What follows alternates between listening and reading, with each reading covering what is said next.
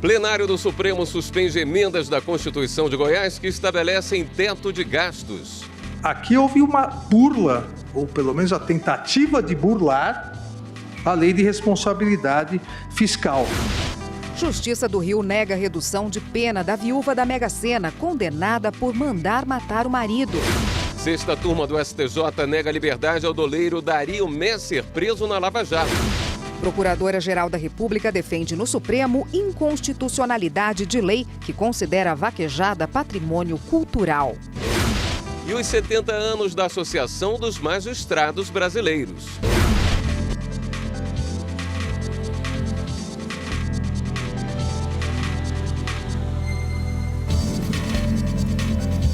Olá, boa noite. Boa noite. O plenário do Supremo Tribunal Federal suspendeu os efeitos das emendas à Constituição do Estado de Goiás que estabeleceram teto de gastos correntes. Para a Procuradoria-Geral da República, essas emendas violam a competência da União para editar normas gerais e definir os limites de despesas com pessoal e os recursos para saúde e educação. A repórter Daiane Garcês acompanhou e tem outras informações dessa sessão. Boa noite, Daiane. Boa noite, William, a Érica e a todos que nos acompanham nesta quarta-feira aqui na TV Justiça. Exatamente isso. O Ministério Público Federal, na ação, foi bem taxativo, se posicionou da seguinte forma. Os temas tratados nessas duas normas, nessas duas emendas, direito financeiro, valores a serem gastos com saúde e educação, valores mínimos nessas duas áreas e também os limites de gastos com o pessoal, são temas que são de competência da União e não da Assembleia Legislativa lá de Goiás, como ocorreu. Veja agora os detalhes do julgamento na reportagem. As emendas determinaram limite de gastos correntes dos poderes estaduais de Goiás até 2026. Uma delas excluiu os pagamentos com inativos e pensionistas das despesas com pessoal. A outra retirou os gastos com saúde e educação da receita efetiva e, no lugar, considerou os limites gerais do teto do valor usado no exercício anterior, o que, para o Ministério Público Federal, reduz os investimentos nessas áreas essenciais. Além disso, para a Procuradora-Geral da República, este é um tema de competência da União para definir as regras. E ainda que a União tenha explicitamente promovido a desafetação tributária ao instituir um novo regime fiscal por meio da Emenda Constitucional 95, não estendeu esta mesma possibilidade para os estados, para o DF e para os municípios, de onde se conclui que estes últimos entes federados continuam vinculados aos gastos mínimos constitucionais estabelecidos para os setores de saúde e de educação. O relator, ministro Marco Aurélio, após analisar cada dispositivo questionado, deferiu parcialmente a cautelar. Deferindo parcialmente a medida cauteladora para suspendendo a eficácia do artigo 113, parágrafo 8º da Constituição do Estado de Goiás, na redação dada pelas emendas 54 de 2017 e 55 de 2017, afastar até o exame definitivo desta ação direta de inconstitucionalidade. O ministro Alexandre de Moraes votou pelo deferimento integral e foi acompanhado pela maioria da Corte. Ao apresentar o posicionamento sobre o caso, ressaltou que o Estado de Goiás não só criou um regime fiscal próprio, como fixou normas que vão na contramão da legislação federal. Houve, por parte do Estado de Goiás, a proclamação da sua soberania no sentido do sistema financeiro, mas não para melhorar a responsabilidade fiscal. E nós tivemos duas sessões aqui discutindo, ainda não encerramos a análise da lei de responsabilidade fiscal, mas com já decidida ampla maioria dos dispositivos constitucionais. Aqui houve uma burla, ou pelo menos a tentativa de burlar a lei de responsabilidade fiscal.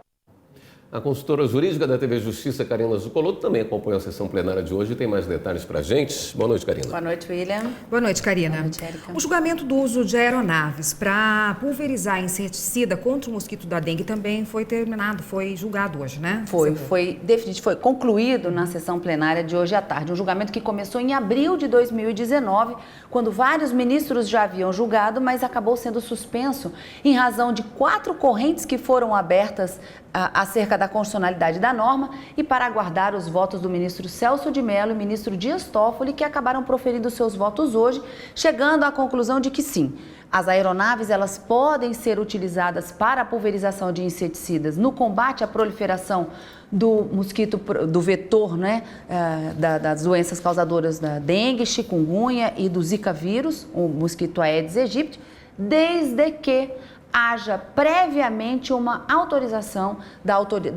uma prévia autorização, seja da autoridade sanitária, seja da autoridade ambiental. Essa foi a decisão que se chegou no plenário do Supremo Tribunal Federal nesta tarde, a partir de um voto médio que foi estabelecido entre os ministros. A ministra Carmen Lúcia, relatora dessa ação direta de inconstitucionalidade, votou lá atrás, em abril de 2019, entendendo que a ação deveria ser julgada procedente, tal como a Procuradoria-Geral da República havia proposto. Segundo a PGR, haveria necessidade de declarar a inconstitucionalidade desse tipo de pulverização, porque um dos motivos não haveria uma comprovação, uma eficiência nesse método cientificamente comprovado, mas havia sim uma potencial vulnerabilidade de colocar em risco a saúde da população e também um meio ambiente ecologicamente equilibrado. E nesse sentido, a ministra Carmen Lúcia votou pela procedência total da ação. Ficou vencida solitariamente a ministra Carmen. O ministro Alexandre de Moraes também votou em abril e abriu a primeira divergência, entendendo que não havia qualquer inconstitucionalidade na norma, até porque o próprio dispositivo questionado previa essa autorização da autoridade, a aprovação da autoridade sanitária no uso da aeronave e também a aprovação mediante uma comprovação científica. Então, para o ministro Alexandre de Moraes, Marco Aurélio Gilmar Mendes e ministro Luiz Fux, não haveria qualquer inconstitucionalidade. Naquela ocasião, o ministro Edson Fachin, ministra Rosa Weber, ministro Luiz Roberto Barroso e com o voto hoje do ministro Dias Toffoli, uma terceira corrente se firmou e acabou vencedora, no sentido de que pode ser utilizada a aeronave desde que aprovado pela autoridade, tanto sanitária quanto ambiental, uma aprovação prévia para o uso dessas aeronaves. E naquela ocasião, o ministro Ricardo Lewandowski deu interpretação, julgava parcialmente procedente para retirar a expressão dessa dispersão por uso de aeronaves para que pudesse ser feito o combate ao Aedes aegypti por outros meios, como o fumacê, por exemplo, que já é utilizado, mas que não por aeronave. Nesse sentido, o ministro Celso de Mello hoje votou acompanhando o ministro Ricardo Lewandowski. Como para a declaração de inconstitucionalidade de uma norma ou para se dar interpretação conforme, como foi o resultado final, são necessários no mínimo 6 votos, o ministro Dias Toffoli chegou, né, e os ministros todos chegaram a um voto médio, mais aproximado àquela corrente da interpretação conforme, e decidiram que é possível sim, condicionadas a essas duas circunstâncias, aprovação prévia e inafastável, autoridade sanitária e ambiental. Karina, hoje nós tivemos uma sessão extraordinária iniciando pela manhã, né? Essa situação se repete amanhã ou não? Não. A extraordinária foi marcada somente para quarta-feira pela manhã. Na tarde de hoje é a sessão ordinária e amanhã tem sessão também, como todas as semanas, a partir das 14 horas, a gente acompanha no direto do plenário. Ok, obrigado pela sua presença. A gente se vê então amanhã. Amanhã à tarde. O Superior Tribunal de Justiça aprovou a criação do Tribunal Regional Federal da 6ª Região. Agora o projeto segue para análise do Congresso Nacional. Os ministros do Superior Tribunal de Justiça aprovaram em sessão plenária a criação do 6º Tribunal Regional Federal do país. O principal objetivo é dar mais celeridade aos julgamentos de processos na segunda instância. O TRF1 hoje é o tribunal que engloba o maior número de estados, são 14 no total, e 35% dos processos examinados têm origem em Minas Gerais. Por isso, a proposta determina que o TRF6 seja criado na capital mineira, em Belo Horizonte, para racionalizar a atuação do judiciário com um atendimento mais próximo ao jurisdicionado. O projeto foi aprovado pelo Pleno do STJ. O O novo TRF vai aproveitar a estrutura física que já existe em Minas Gerais e também haverá uma realocação de pessoal, com aproveitamento de cargos vagos de juízes e desembargadores. Com isso, as mudanças vão ser feitas sem a necessidade de aumento de verbas destinadas à Justiça Federal. Agora, o projeto de criação do TRF-6 vai ser analisado pelo Congresso Nacional e depois segue para a sanção do presidente da República. Eu não vejo motivo para não aprovação por uma coisa muito simples. Não tem aumento de custo, é um projeto que melhora sensivelmente a eficiência da Justiça Federal, melhora, não prejudica o acesso, não diminui a eficiência do primeiro grau para melhorar o segundo, pelo contrário, compartilha essas vagas que nós estamos convertendo, já estão há algum tempo não preenchidas. A sexta turma do Superior Tribunal de Justiça negou o pedido de liberdade apresentado pela defesa do doleiro Dario Messer. A decisão foi unânime. Chamado de doleiro dos doleiros, Dario Messer está preso desde julho em um desdobramento da Operação Lava Jato no Rio de Janeiro. Segundo as investigações, doleiros movimentaram mais de 1 bilhão e 600 milhões de dólares em 52 países. E Dario Messer foi apontado como o principal alvo da operação. No ano passado, o doleiro foi denunciado pelo Ministério Público Federal pelos crimes de lavagem de dinheiro, evasão de divisas e participação em organização criminosa e virou réu. O relator do caso no STJ, Rogério Schietti, afirmou que há diversos elementos que indicam a participação de Messer em crimes, o que justifica a participação da prisão, a manutenção da prisão. Ele foi seguido pelos demais ministros.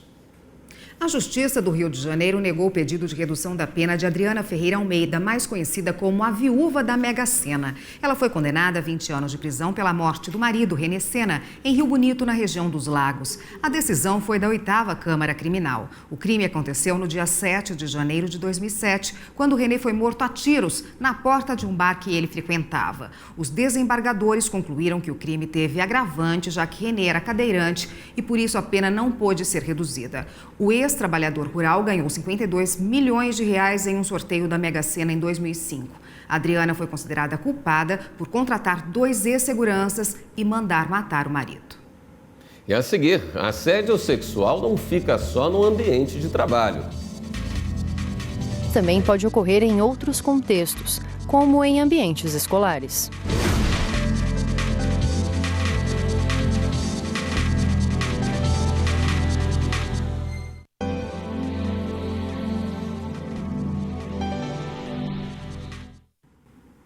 A Procuradora-Geral da República, Raquel Dodge, enviou ao Supremo Tribunal Federal um parecer que defende a inconstitucionalidade, aliás, da lei que considera a vaquejada como atividade esportiva e patrimônio cultural. Aprovada em 2017, a Emenda Constitucional 96 determina que não é crueldade utilizar animais em práticas desportivas, desde que sejam manifestações culturais. E dentro desse conceito está a vaquejada. No parecer enviado ao Supremo Tribunal Federal, a Procuradora-Geral da República, Raquel Dodge, afirma que a medida vai contra as normas constitucionais de proteção ao meio ambiente, que proíbe práticas que submetam animais à crueldade. Ainda no texto, a Procuradora-Geral reforça que o STF considerou inconstitucionais as leis que autorizam a competição entre aves, a chamada briga de galo, além da farra do boi, por considerar que manifestações culturais e esportivas devem ser garantidas desde que não sejam lesivas ao ambiente ou tratem os animais de modo cruel. Além da Emenda Constitucional 96, Raquel Dodge pede que seja considerada inconstitucional a expressão vaquejada e que o julgamento dessa ação seja feito junto com outro processo proposto pelo Fórum Nacional de Proteção e Defesa Animal, para evitar decisões contraditórias. O ministro Reinaldo Soares da Fonseca, do Superior Tribunal de Justiça, negou há pouco o pedido de habeas corpus do casal Gustavo Henrique Elias Santos e Suelen Priscila de Oliveira. Junto com Walter Delgatti e Danilo Marques, eles estão em prisão preventiva desde 23 de julho, investigados por invadir contas de autoridades brasileiras no aplicativo Telegram, entre elas a do ministro da Justiça e Segurança Pública, Sérgio Moro. Todos foram presos na Operação Spoofing. A defesa entrou com um pedido de habeas corpus no STJ contra a decisão do Tribunal Regional Federal da Primeira Região, que já havia mantido a prisão do casal. Para o ministro, não há ilegalidade na prisão. Um professor de São Paulo foi condenado por assédio sexual a uma aluna adolescente. A sentença foi confirmada pelo Superior Tribunal de Justiça. O STJ entendeu que esse tipo de crime não ocorre somente em ambientes de trabalho. Medo, insegurança, depressão. Sintomas que podem afetar a vida de uma pessoa que sofre assédio sexual. E esse tipo de violência geralmente está associado a casos em que há superioridade hierárquica, como em relações de trabalho. Mas também pode ocorrer em outros contextos, como em ambientes escolares. O aluno acaba se sentindo acanhado e tem medo de se proteger e se defender. Ou então, às vezes, não sabe como se defender. As pessoas que estudaram comigo mesmo já falaram sobre isso, que sofreram esse tipo de coisa. Olhares, gestos, pegar em parte íntima, já aconteceu comigo e com muitas amigas e a gente se sente muito mal, muito mal. Essa relação de hierarquia, onde até mesmo os processos de admiração, de quem é referência para quem, vontade de estabelecer vínculos para fora do ambiente acadêmico, um vínculo social, de amizade, né, de pertencimento comunitário, que isso favorece processos de assédio sexual. Um caso de assédio que ocorreu em São Paulo contra uma aluna adolescente foi parar na justiça. De acordo com o processo, um professor conversou com ela e afirmou que faltariam pontos para que a média escolar fosse alcançada. No momento, ele teria se aproximado e tocado o corpo dela. Ele foi condenado por assédio sexual nas 2 primeiras instâncias. O caso chegou ao STJ. O professor alegou que não foi comprovada a intenção de constrangimento para obter favorecimento sexual e que o crime de assédio não pode ser caracterizado porque não havia relação hierárquica com a suposta vítima. Mas o relator, ministro Rogério Schietti Cruz, ressaltou que em casos como esse é sim estabelecida essa situação de poder. O ministro destacou que, embora não haja pacificação doutrinária e jurisprudencial sobre o tema, é preciso considerar a relação de superioridade entre professor e aluno nas hipóteses em que o docente se vale da profissão para obter vantagem sexual. A modelo Nájila Trindade prestou depoimento hoje na Delegacia de Repressão aos Crimes de Informática no Rio de Janeiro. Nesse inquérito, ela acusa o jogador Neymar de divulgar imagens íntimas dela na internet. Segundo a modelo, Neymar divulgou o nome, o rosto e fotos íntimas dela após o encontro em Paris. Em depoimento, o jogador informou que as imagens foram divulgadas por um assessor da equipe dele e um técnico de informática. Ontem, a Polícia Civil de São Paulo indiciou Nájila Trindade e o ex-companheiro dela por fraude processual em 2 outros inquéritos que investigavam a acusação de estupro e agressão por parte de Neymar. Esses inquéritos já foram encerrados e as conclusões enviadas à Justiça e ao Ministério Público. Agora a gente vai mostrar um trabalho do Judiciário de Mato Grosso que vai muito além da sentença. O programa Justiça em Estações Terapêuticas faz audiência coletiva e auxilia dependentes químicos a deixarem as drogas. Esse trabalho, com quem responde processo na Justiça, quer resgatar vidas, dar oportunidade para largar o vício e contribuir para reestruturar famílias. Benilda é a avó desse jovem de 22 anos, que responde criminalmente por porte de droga. Ela o acompanhou na audiência coletiva realizada no Juizado Criminal de Várzea Grande. E a senhora está no lugar certo, Benilda, porque o programa Justiça em Estações Terapêuticas e Preventivas existe para ajudar na recuperação dos dependentes químicos que cometeram algum tipo de crime. Então, essas famílias vão ser encaminhadas para várias situações de atendimento, desde as necessidades médicas. Aqui nós temos o centro médico pela Univag, nós estamos dentro de um núcleo universitário, temos odontólogos, temos núcleos de psicologia. Além disso, nós temos vários parceiros. Cerca de 200 pessoas que participaram da audiência coletiva também contaram com uma palestra que levou o nome de Restaurando Vidas, ministrada pelo juiz Jamilson Haddad. Todas as pessoas que convivem com essa pessoa que chegou ao Poder Judiciário por alguma circunstância de sua vida, também são impactadas positivamente ou com dificuldades através dessas pessoas. E geralmente são pessoas que os amam, que querem ajudá-los. Então isso é muito importante. Depois da audiência, todos os envolvidos entram nesta sala, que é a equipe multidisciplinar. Aqui é composta por psicólogos e assistentes sociais. E muitos deles sentam exatamente aqui, para que daqui eles possam bater um papo com a profissional que vai conhecer o perfil de cada um deles. É exatamente isso, né? Sim, é no momento em que a gente senta para fazer esse diagnóstico que a gente chama de social. Durante 3 meses nós ficamos acompanhando, tem todo um processo de reunião, onde a gente vai falar de toda a nossa rede de atendimento que existe aqui no município de Várzea Grande, que eles estão aqui, respondendo pelo processo aqui, e além disso dos cursos que eles podem estar participando. E quem não pode pagar por um advogado, é possível ser acompanhado pelos estagiários do Núcleo de Práticas Jurídicas do Centro Universitário de Várzea Grande. Que nós fazemos uma triagem, a partir dessa triagem nós identificamos qual que é a necessidade desse cliente e nós fazemos o acompanhamento jurídico, desde a fase inicial até a sentença de primeiro grau. E a seguir, os 29 anos do Código de Defesa do Consumidor. A gente tem que ter algo que nos proteja e que nos defenda os nossos direitos, né?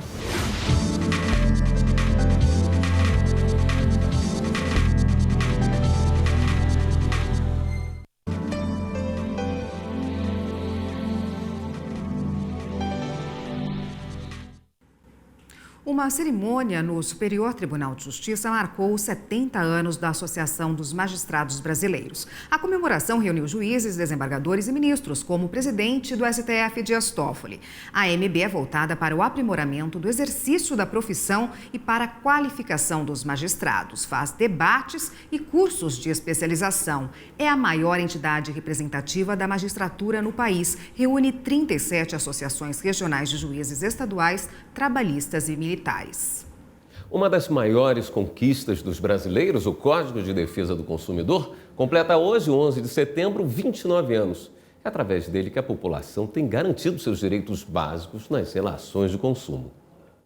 O CDC veio para evitar problemas para os consumidores. Fui comprar um ar-condicionado e vieram com seguro para vender para mim, disse que fazia parte da venda, que era uma garantia.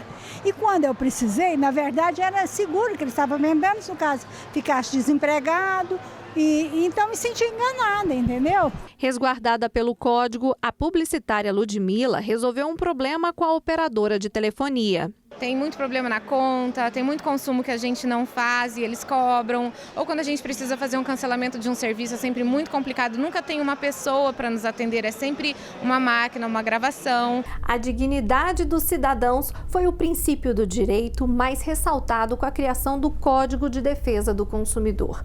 O texto foi escrito depois de vários estudos de uma comissão de juristas para cumprir determinação do artigo 5º da Constituição Federal, que impõe ao Estado a obrigação de defender os consumidores.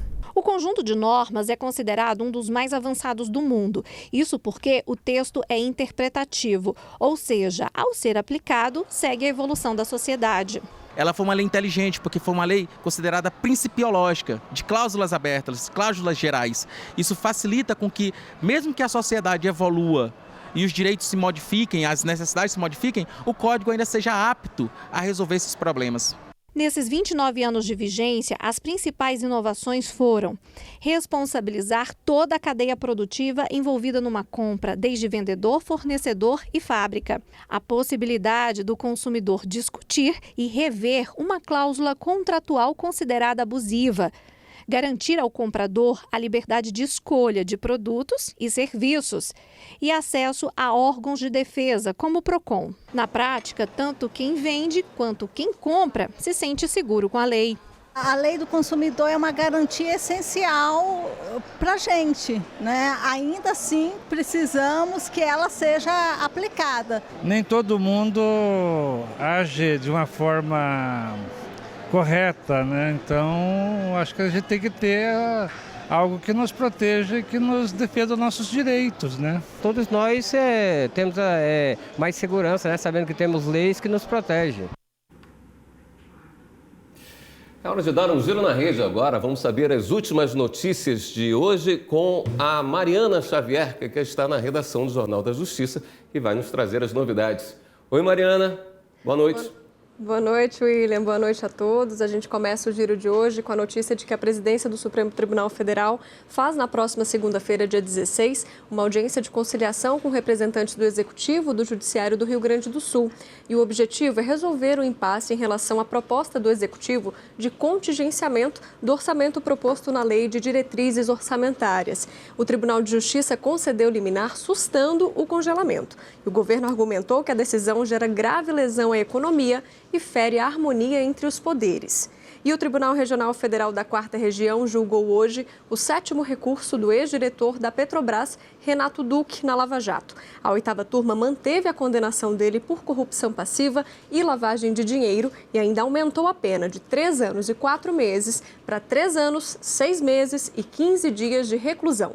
Nesse processo, Duque foi denunciado por receber propina de João Antônio Bernardi Filho, representante da empresa Saipem, para beneficiar a empresa na instalação de gasoduto submarino dos campos de Lula e Sernambi. A propina de cerca de 2 milhões de dólares teria sido paga em imóveis e com a compra de obras de arte que foram apreendidas pela Polícia Federal. E 43 frigoríficos de estados da Amazônia Legal, que ainda não firmaram compromissos públicos de controle da origem da carne, vão ser fiscalizados por uma comissão especial do IBAMA e do Ministério Público Federal. O MPF já emitiu a recomendação e o documento lista 13 medidas urgentes para conter o desmatamento e as queimadas registradas na floresta. Uma das providências é justamente a fiscalização nas empresas frigoríficas, já que elas não se comprometeram a verificar a origem desse produto.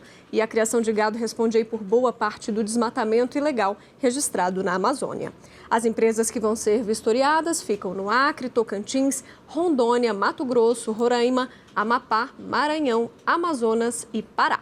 O giro fica por aqui, mas se você quiser rever as reportagens, é só entrar na página do nosso YouTube, TV Justiça Oficial.